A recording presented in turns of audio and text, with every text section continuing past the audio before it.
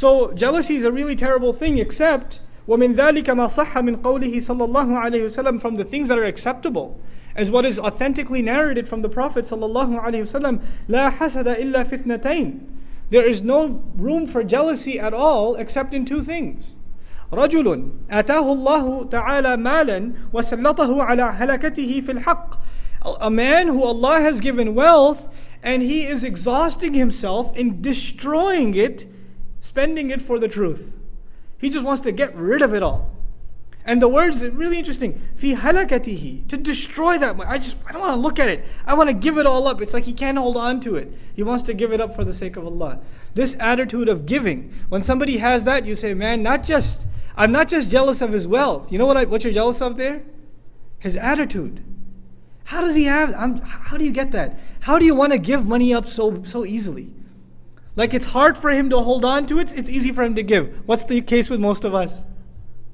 It's hard for us to give it. It's very easy to hold on. You know, especially when it comes to fil haqq, in the truth, spending in the path of the truth. It's very difficult. You know, fundraising can be like pulling teeth. For you to give $100 towards the building of a masjid, or helping out the madrasa or whatever else, right? This da'wah program or this or that, it's very difficult. But when you go to Walmart, you don't think twice. Swipe the card, it doesn't hurt. You don't think, man, this money could have been better used for the kids' college fund or this. No accounting comes to your head. But when it comes to spending in the path of Allah, all of a sudden all of you become CPAs. Man, this money could have been, I need it over there, and this bill and that bill, and the whole financial balance just rolls before your eyes. It's like you've logged into your online account just sitting there in front of the masjid while the fundraiser is going on, right? And you think all of the reasons why you should not be giving. But this person we should be jealous of, who when the opportunity comes to give, he just let me get rid of it. It's like it's on fire when it's with him, and he just wants to get rid of it. This is the first person we should be jealous of. No, some people don't understand this, and what do? Man, I wish I was wealthy like him. If I was, I would spend too. No, you wouldn't.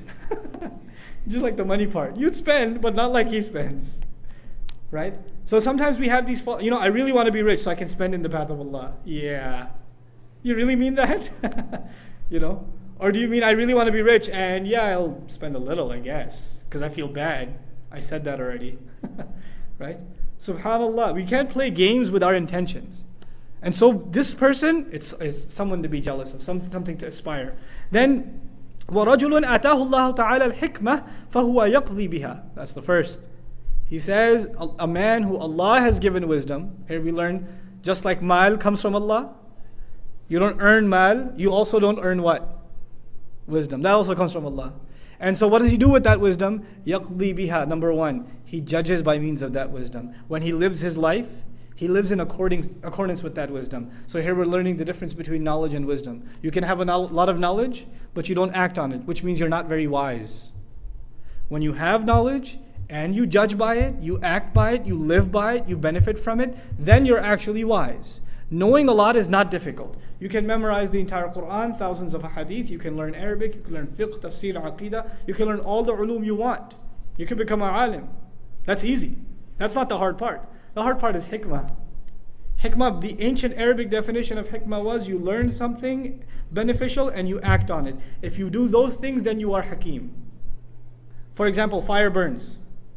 Simple knowledge, fire burns. If you still touch it anyway, you're not very wise. Wisdom would be you have beneficial knowledge and that leads you to proper action. You stay away from fire.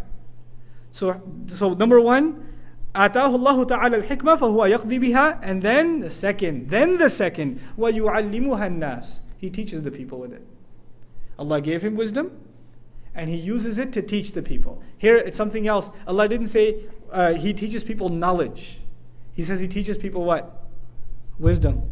He lives by it first, then he teaches people wisdom. This is a person to be jealous of. This is a person that not only lives by it, but instills in people the love of knowledge and the love of acting upon that knowledge. May Allah make us people of wisdom, and may Allah make us people who instill wisdom in others.